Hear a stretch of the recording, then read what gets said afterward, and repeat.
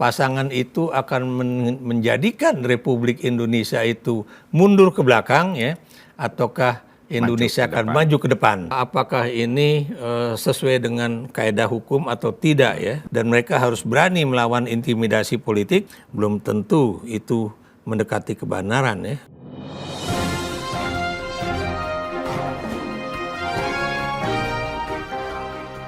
Jumpa lagi dengan DDM. Pada kali ini saya bersyukur bisa menghadirkan kembali Profesor Dr. Ikra Nusa Bakti. Terima kasih Mas. Yuk sama-sama Kang Deddy. Menerima undangan kami dan kita ingin bincang-bincang tentang informasi berita yang belakangan ini muncul di media bahwa setelah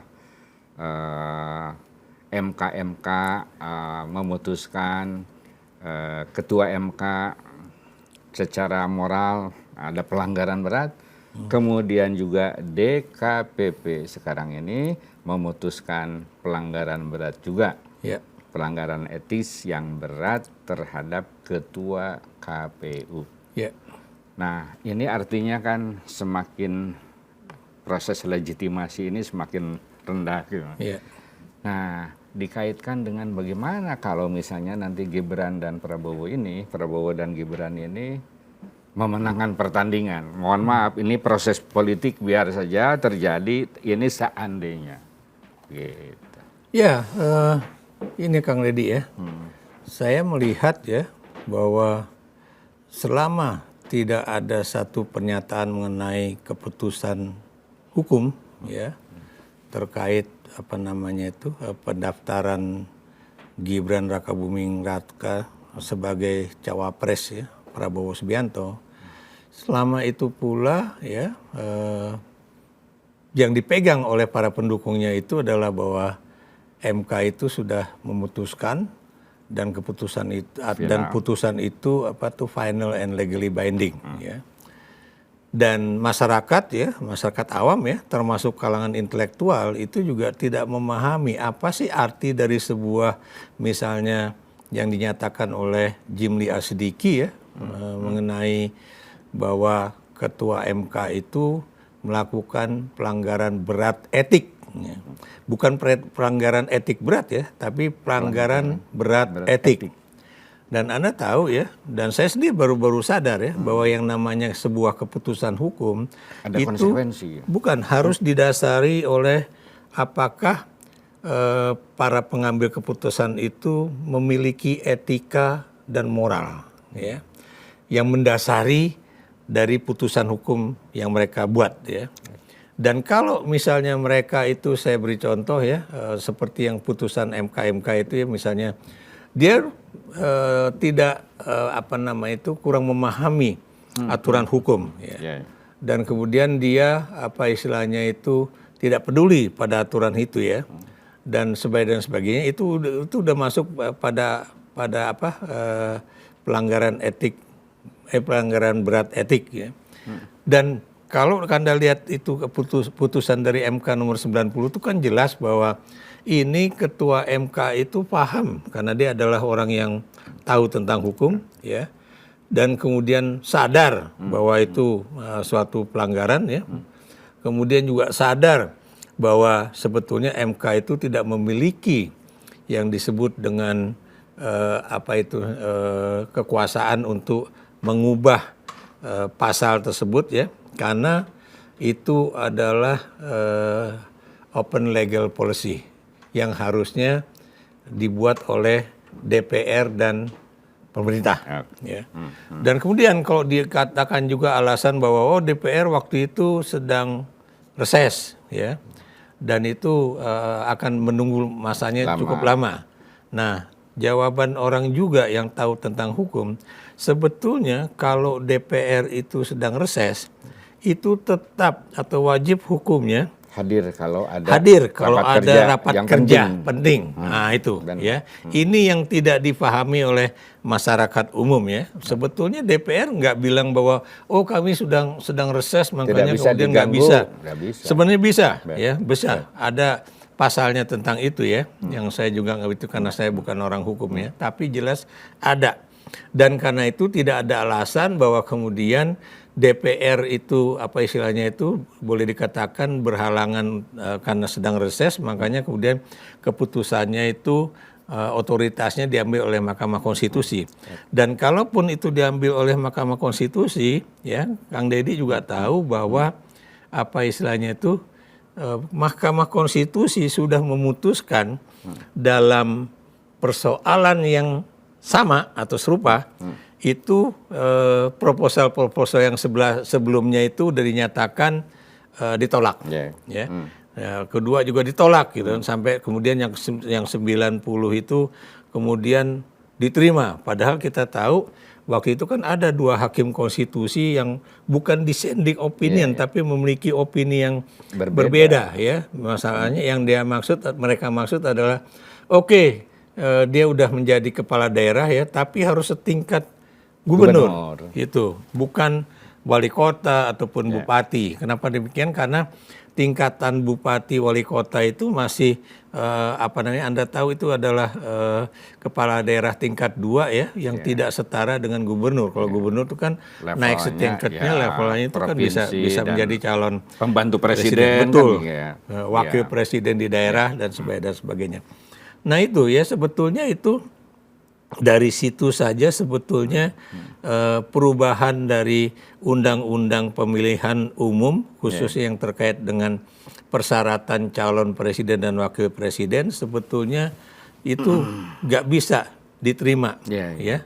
Tapi Anda tahu bahwa itu kalau Kang Deddy masih ingat atau nonton televisi pada saat itu kan jelas ya bagaimana Mahkamah Konstitusi, ketua Mahkamah Konstitusi itu langsung mau ngetok palu dan dia udah tahu persis bahwa kalau saya ketok itu berarti udah diputuskan dan itu berarti final and legally binding. Makanya kemudian nggak bisa diapa-apakan lagi ya. Nah itu yang kemudian orang kemudian mempersoalkan ya apakah ini sesuai dengan kaedah hukum atau tidak ya. Dan banyak kemudian dari pihak mereka yang mendukung Jokowi atau yang mendukung paslon nomor 2 ini selalu mengatakan kan putusannya final and legally binding dan tidak ada misalnya yang mengatakan bahwa karena prosesnya itu nggak benar ya atau yang tadi cacat etika dan cacat moral itu harusnya otomatis dia juga masuk dalam kategori cacat hukum dan karena itu batal demi hukum. Nah ini ya. Dan kemudian kita tahu tapi yang namanya presiden karena kebetulan yang dicalonkan itu adalah anaknya, makanya kemudian beliau tidak pernah ambil pusing mengenai apakah ini dipersoalkan atau tidak ya, karena memang beliau itu memiliki kepentingan politik yang memang berbeda dengan kepentingan politik para politisi pada umumnya ya dan juga masyarakat pada khususnya ya yang kepentingan ingin publik lah betul gitu ya dan buat saya itu memang Presiden Jokowi itu tidak memiliki lagi-lagi yang disebut dengan etika politik ataupun moral politik ya untuk bagaimana menjalankan pemerintahan agar demokrasi substansial yang memang sudah diharapkan bisa terjadi pada 2 kali pemilihan umum atau 10 tahun lagi itu ternyata boleh dikatakan di stop atau prosesnya itu berhenti dan kenapa? Karena terjadi apa yang disebut dengan upaya presiden untuk membangun dinasti politik ya. Dan makanya kemudian ada kasus juga yang sekarang menggugat apakah KPU itu melakukan pelanggaran atau tidak ya. Anda bisa lihat kan prosesnya 2 bulan lebih ya. Kenapa masih 2 bulan lebih gitu kan? Dan baru diputuskan, benar. Itu kan baru diputuskan kan hari Senin kemarin kalau nggak salah ya. Dan yang Anda tahu itu sudah benar-benar 10 hari menjelang hari H ya. Dan kalau kemudian ada tuntutan dari teman-teman ahli hukum yang mengatakan bahwa ini ketua KPU atau KPU harus mengubah ya ketentuan yang selama ini dianggap nggak benar. Apa yang nggak benar saya beri contoh misalnya. Misalnya istilahnya itu bahwa penerimaan Gibran bisa diterima pada 20 5 Oktober ya. Dan kemudian langsung proses cek kesehatan pada 26 Oktober ya. Tapi Anda lihat ya, semuanya baik itu calon nomor 1 Anies Baswedan, Muhaimin Iskandar, calon nomor 2 ya Prabowo Gibran maupun calon nomor 3 Ganjar Pranowo Mahfud MD, semua keputusannya bahwa mereka itu sah untuk diterima pada 27 Oktober ya. Apa yang ingin saya katakan itu berarti melebihi waktu ya. Dan kenapa kalau memang 27 Oktober boleh dinyatakan itu sah dan memenuhi syarat, tapi kemudian tes kesehatannya udah 26 ya. Dan kemudian kalau ini orang juga mempersoalkan kan, karena pasangan nomor 1 maupun pasangan nomor 3 itu kan mereka berbarengan itu pada tanggal 19 Oktober, pada hari di mana 19 Oktober ya, di hari di mana mereka awal-awal pendaftaran. Gitu.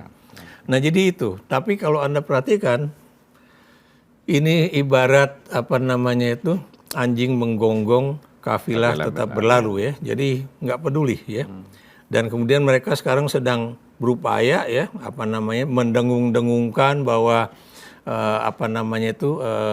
pemilu presiden tahun 2024 ini akan 1 putaran ya. Dan Kang Deddy juga bisa ngelihat lah di berbagai daerah di Indonesia itu kan kampanyenya dari calon-calon anggota legislatif dari PSI ya, itu bilang ini Prabowo Gibran menang sekali putaran gitu kan. Itu di mana, di jalan-jalan Jakarta tuh banyak sekali tuh.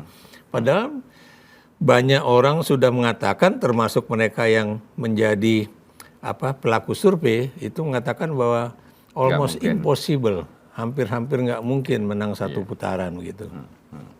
Ya itu propaganda supaya ada bandwagon effect gitu. Betul, bandwagon effect ya. Ya Anda sebagai seorang yang mengerti mengenai teknologi dan juga komunikasi politik ya, itu jelas ya. Bandwagon effect itu seperti ibarat kereta sedang berjalan ya, itu dibilang bahwa ini kereta ini dipenuhi oleh pendukung Prabowo Gibran kan. Ini udah tinggal sekian persen, kayak sekarang dikatakan misalnya 46% ya. Ini tinggal butuh 5% lagi untuk menjadi pemenang kan. Ini kan diharapkan ini rakyat kemudian ikut lompat ke dalam gerbong yang sedang berjalan itu ya. Padahal kenyataannya Anda tahu ya bahwa di lapangan belum tentu seperti itu ya. Jadi itu yang saya lihat bahwa perdebatannya itu sampai di situ, dan kita juga pengen melihat apakah benar ya proses pemilu di hari H itu ya tanggal 14 Februari itu benar-benar yang diharapkan orang ya adalah langsung, umum, bebas rahasia, jujur dan adil ya, pokoknya bermartabat lah. Kenapa saya menekankan bermartabat? Karena buat saya, maaf kata ya, presiden itu sendiri tidak menunjukkan bahwa beliau memiliki martabat politik yang cukup baik ya. Dan kalau misalnya Jokowi atau para pendukungnya itu mengatakan bahwa akseptabilitas Jokowi itu masih cukup tinggi ya, ada yang mengatakan di atas 70% atau 80%, mereka harus melihat kembali apa yang terjadi pada 97-98 yang lalu ya. Itu peristiwa 26 tahun yang lalu ya. Kalau Kang Deddy masih ingat, itu pemilu 97 itu perolehan suara Golkar termasuk yang tertinggi dalam sejarah pemilu Orde Baru ya. Dan Anda tahu dari sisi akseptabilitas politik Presiden Soeharto itu angkanya di atas 90%. Sama seperti sekarang lah. Kalau sekarang kan masih di bawah itu ya. Sekarang katanya 70-an ya. Tapi gitu, kita juga tahu ya, begitu 11 Maret Presiden Soeharto dilantik menjadi presiden, gelombang dari gerakan-gerakan istilahnya itu masyarakat sipil ya, yang juga Anda lihat ya, ini juga terjadi awal-awalnya juga di kampus ya, itu juga mulai berjalan gitu. Jadi maksud saya ini adalah bahwa jangan kemudian kita merasa bahwa kita sudah di atas angin, perolehan suaranya udah sekian persen, kemudian penerimaan publik terhadap Jokowi atau kinerja Jokowi itu sudah melebihi 70%, berarti cukup tinggi dan karena itu pasti menang. Dan kemudian kita-kita yang selama ini mengkritik, baik itu dengan alasan karena cinta kasih kepada Jokowi supaya Jokowi bisa kembali ke jalan yang benar ya, ataupun mereka mengatakan misalnya bahwa wah ini cuma bagian dari kampanye kebencian atau yang bagaimanapun ya. Tapi Anda tahu ya pandangan-pandangan bahwa mereka sudah di atas angin, bahwa mereka sudah menang, belum tentu itu mendekati kebenaran ya. Kenapa demikian? Karena kan masih ada juga ya hari-hari di mana masyarakat itu masih tetap bergolak ya. Dan Anda tahu ya kalau kemudian nanti pasangan nomor 2 ini, paslon nomor 2 ini memenangi pemilu 1 putaran, bukan mustahil ya yang banyak para ahli ilmu politik maupun ahli hukum mengatakan bahwa nanti bakalan ada persoalan legitimasi. Ya, bukan cuma legitimasi terhadap pasangan calon nomor 2 ini, tapi juga legitimasi terhadap pelaksanaan pemilu itu sendiri. Iya, kenapa demikian? Karena Anda tahu ya, sekarang ini kan yang lagi dicecar oleh banyak atau disorot oleh masyarakat banyak ya, itu adalah MK ya, dan kemudian juga ada KPU ya. Dan kemudian ini Bawaslu juga. Bawaslu juga ya, dan sebenarnya buat saya DKPP juga. Kenapa kemudian baru memutuskan sekarang, dan kemudian kenapa sanksinya cuma peringatan keras gitu kan.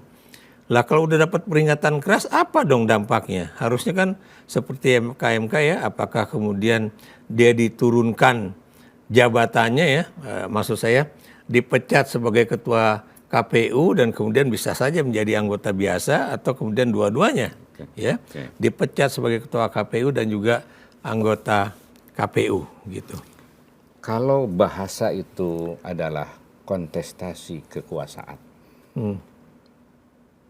dengan perkataan 1 putaran gitu, dengan perkataan bahwa ini sudah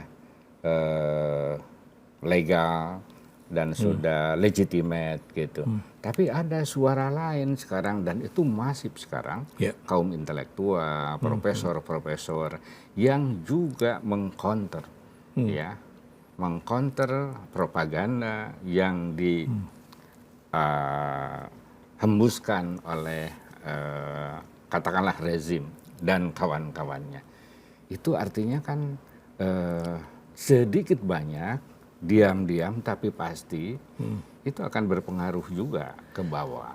Ya, itu yang mengerikan juga itu. Mungkin persoalan ini nanti bisa kita diskusikan dalam kesempatan yang lain ya. Kenapa demikian? Karena buat saya itu juga menjadi suatu yang penting ya, dan tidak bisa kita bahas cuma dalam waktu yang singkat ya. Nanti kita bisa bicarakan pada ini yang lain. Tapi yang jelas Anda bisa melihat ya, apakah kemudian presiden itu punya itikat baik kepada bangsa ini atau tidak ya. Kenapa demikian? Anda tahu ya bahwa presiden itu tadi saya katakan dia sudah buta dan juga sudah tuli ya terhadap pandangan masyarakat ya.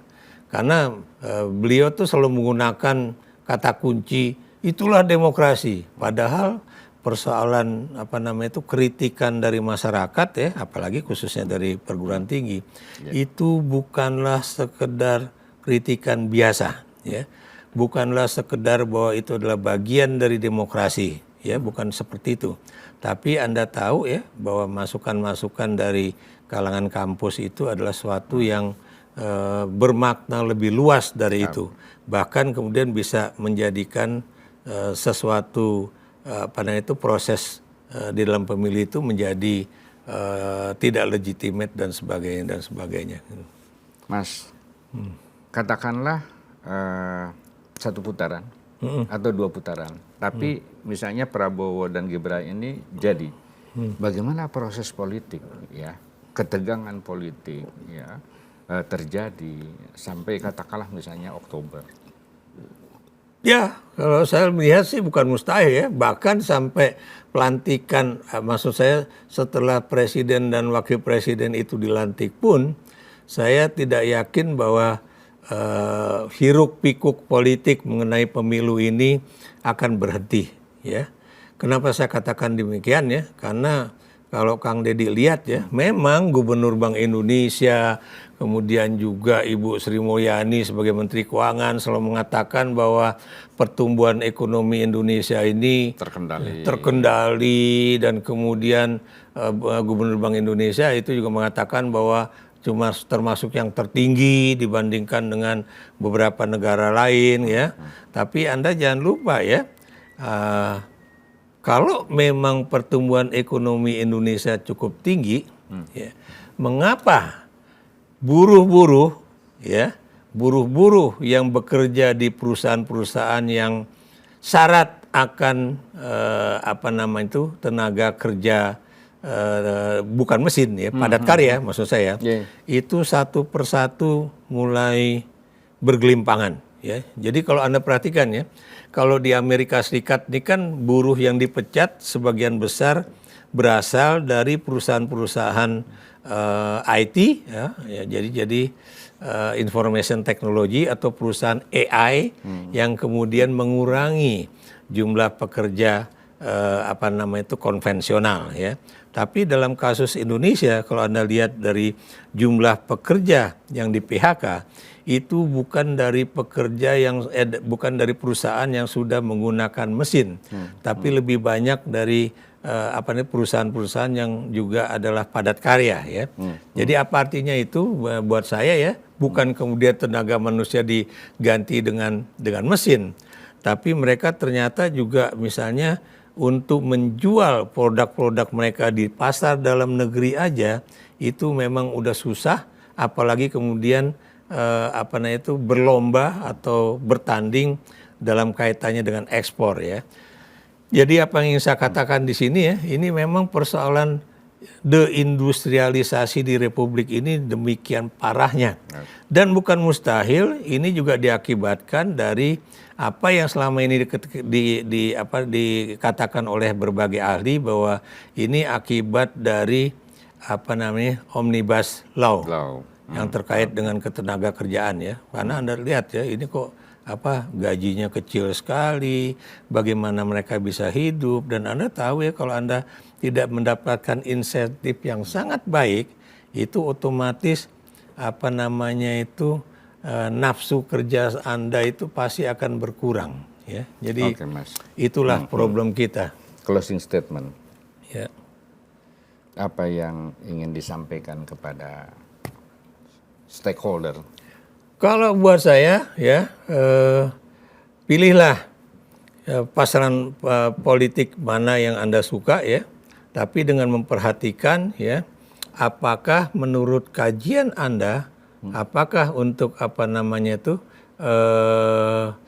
menurut analisis Anda yang paling sederhana ya, pasangan itu akan menjadikan Republik Indonesia itu mundur ke belakang ya, ataukah Indonesia akan maju ke depan. Itu satu. Yang kedua, Anda juga harus melihat ya, apakah paslon yang Anda pilih itu akan menimbulkan ya, sejalan dengan itu ya, sebuah lingkaran setan baru ya. Apakah dia akan kemudian muncul sebagai bagian dari lingkaran kebajikan ya, yang akan membawa Indonesia ke masa depan ya. Jadi itu yang saya bilang itu. Dan tanpa partisipasi yang benar-benar kuat ya, dan mereka harus berani melawan intimidasi politik ya. Mereka juga harus berani mengatakan bahwa bansos-bansos yang mereka terima selama ini itu memang benar-benar terkait dengan persoalan jual beli suara ya, ataukah itu benar-benar partisipasi politik yang boleh dikatakan tanpa adanya gangguan ataupun intervensi politik lah gitu. Itulah pesan dari Profesor Ikra Nusa Bakti yang patut kita renungkan bersama. Sampai jumpa.